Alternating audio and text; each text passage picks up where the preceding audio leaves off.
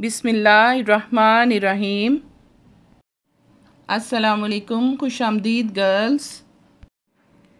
میرا نام نازیہ عاطف ہے، میں آپ کی اردو کی ٹیچر ہوں۔ تیسرا ہمارا چیپٹر ہے قصہ یوسف علیہ السلام۔ یہ قصہ، یہ کہانی حضرت یوسف علیہ السلام کے بارے میں ہے، جن کا ذکر قرآن مجید میں بھی آیا ہے، بلکہ ایک پوری سورت ہے حضرت یوسف علیہ السلام کے بارے میں، جس میں اللہ تعالیٰ نے حضرت یوسف کے بارے میں تفصیل سے ہمیں بتایا ہے۔ حضرت ابراہیم علیہ السلام اللہ تعالیٰ کے بڑے عظیم پیغمبر تھے۔ انہیں ابو الانبیاء یعنی نبیوں کا باپ بھی کہا جاتا تھا، کیونکہ ان کے خاندان میں کثرت سے رسول اور نبی ہوئے۔ مسلمانوں، عیسائیوں اور یہودیوں تینوں کا سلسلہ ہدایت حضرت ابراہیم علیہ السلام سے ملتا ہے۔ حضرت ابراہیم علیہ السلام کے دو بیٹے تھے، حضرت اسماعیل علیہ السلام اور حضرت اسحاق علیہ السلام۔ حضرت اسماعیل علیہ السلام کے ساتھ حضرت محمد صلی اللہ علیہ وسلم ان کی اولاد میں سے تھے، یعنی حضرت اسماعیل کی اولاد میں سے حضرت محمد مصطفیٰ صلی اللہ علیہ وآلہ وسلم تھے، اور دوسرے جو ان کے بیٹے تھے حضرت اسحاق علیہ السلام، ان کے آگے بیٹے تھے حضرت یعقوب علیہ السلام، اور حضرت یوسف علیہ السلام حضرت یعقوب کے بیٹے تھے۔ ان سب کا جو بیک سے سلسلہ چلتا ہے وہ جا کر حضرت ابراہیم علیہ السلام سے جا کر ملتا ہے۔ جی گرلز، اس کی ریڈنگ سٹارٹ کرتے ہیں۔ بابا جان، میں نے خواب میں دیکھا کہ 11 ستارے، چاند اور سورج سب میرے سامنے جھکے ہوئے ہیں۔ بیٹے، اس خواب کا ذکر اپنے بھائیوں سے نہ کرنا، ایسا نہ ہو کہ شیطان کے بہکاوے میں آ کر وہ تمہیں کچھ نقصان پہنچائیں۔ یہ گفتگو حضرت یعقوب علیہ السلام اور ان کے 12 سالہ بیٹا حضرت یوسف علیہ السلام کی ہے۔ یعنی کہ حضرت یوسف علیہ السلام نے ایک خواب دیکھا اور وہ اپنے والد صاحب حضرت یعقوب علیہ السلام کو اپنے خواب کے بارے میں بتا رہے ہیں۔ حضرت یعقوب علیہ السلام کے 12 بیٹے تھے، ان میں سے 2 چھوٹے بیٹے حضرت یوسف اور بنیامین ایک ماں سے تھے، اور باقی 10 بیٹے دوسری ماں سے تھے۔ یعنی حضرت یعقوب علیہ السلام نے جو شادیاں کی تھی، ان میں سے جو سب سے 2 چھوٹے بیٹے تھے حضرت یوسف اور بنیامین، ان کی ماں ایک تھی۔ حضرت یعقوب علیہ السلام حضرت یوسف علیہ السلام کی پیاری عادات کی وجہ سے ان سے بہت محبت کرتے تھے۔ یہ بات ان کے بھائیوں کو پسند نہ تھی اور وہ حسد کا شکار ہو گئے تھے۔ حسد کا شکار مطلب وہ ان سے جلنے لگ گئے تھے۔ وہ حضرت یوسف علیہ السلام کو طرح طرح سے تنگ کرتے۔ ان کے اس رویے کی وجہ سے حضرت یعقوب علیہ السلام نے حضرت یوسف علیہ السلام کو یہ نصیحت کی کہ وہ اپنا خواب بھائیوں کو نہ سنائیں۔ ان کے بڑے بھائی ان سے حسد کرتے تھے، جلتے تھے، تو حضرت یعقوب علیہ السلام نے سوچا کہ ہو سکتا ہے کہ وہ ان کا خواب سن کر ان کو کوئی نقصان پہنچائیں، اس لیے انہوں نے حضرت یوسف علیہ السلام کو منع کیا کہ وہ اپنے خواب بھائیوں کو نہ سنایا کریں۔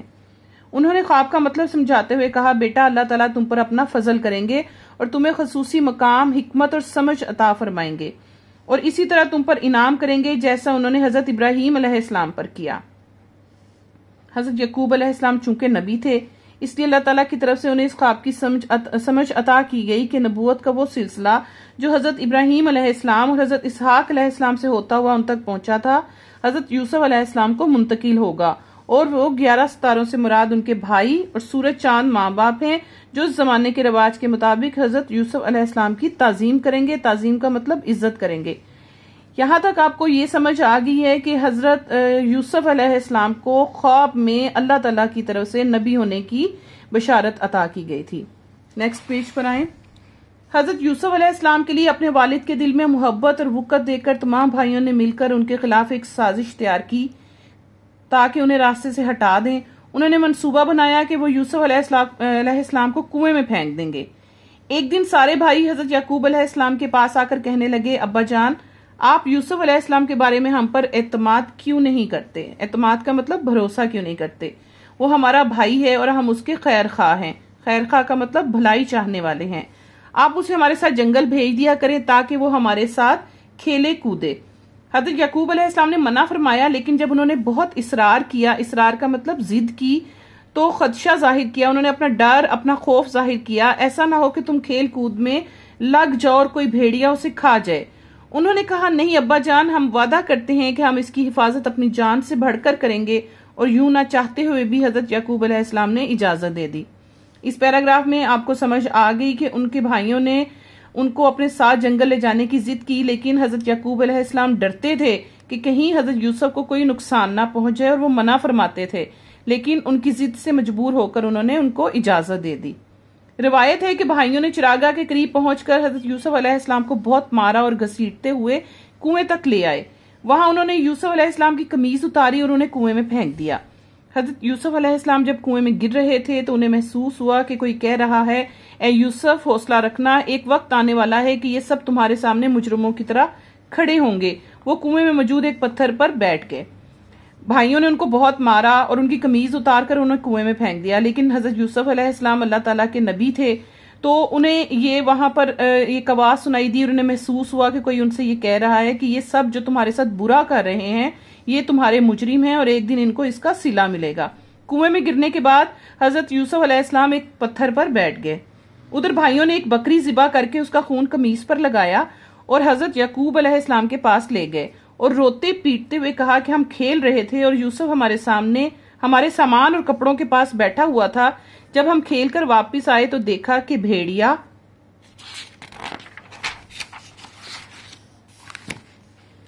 یوسف کو کھا چکا تھا۔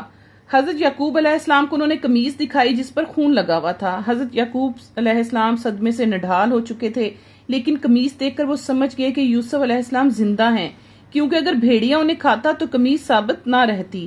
انہوں نے اپنے بیٹوں سے فرمایا، تم جتنے بھی بہانے تراشو، میں جانتا ہوں کہ تم جھوٹ بول رہے ہو، لیکن میں صبر سے کام لینے والوں میں سے ہوں۔ مصر جانے والا ایک قافلہ پانی پینے اس کنویں کے پاس رکا۔